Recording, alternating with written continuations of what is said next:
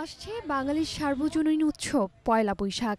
এই দিনটিকে বরণ করে নিতে ঘরে ঘরে উৎসবের আমেজে মেতে ওঠে শহরের পাশাপাশি গ্রামগঞ্জের মানুষেরা। তথ্য প্রযুক্তি ও ইন্টারনেটের ক্রমবর্ধমান ব্যবহারে জীবনযাপনে নিয়ে এসেছে নতুন গতি। জীবন বদলে দেওয়ার এই জাদুর কাঠির সঙ্গে হারিয়ে গেছে জীবনের সঙ্গে ওতপ্রোতভাবে জড়িয়ে থাকা বাঙালির ঐতিহ্য। ডিজিটাল স্মার্ট যুগে এসে খুবই মোবাইল ফোনে আসক্ত হয়ে যায়, যার কারণে আগের মতো পহেলা বৈশাখের উদযাপনটা সঠিকভাবে করতে পারে না। এখন আসলে ঐরকম ভাবে এখন আর ঐরকম খাবার রেস্টুরেন্টেও পায় না। কিন্তু বাঙালির যে একটা খাবার, ওই খাবারটা আর এখন ঘরে ঘরে নাই।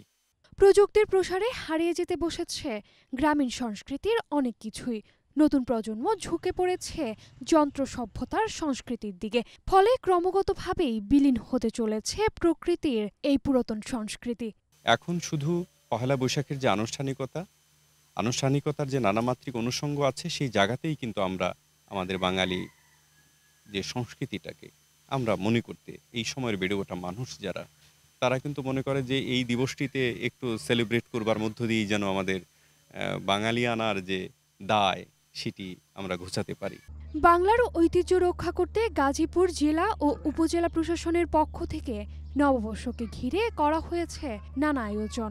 বাঙালি সংস্কৃতির যে গুরুত্বপূর্ণ দিক নির্দেশন রয়েছে, বিভিন্ন নির্দেশন, যেমন আমরা এখানে অনেক করি, আপনার গানের আয়োজন করি।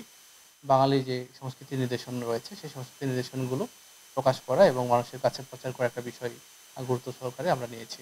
সংক্রান্তের হালখাতায় পুরনো সব দেনা চুকিয়ে বাঙালি নতুন আরও একটি নববর্ষের প্রথম সূর্যে শুরু হবে আরও একটি নতুন বছর।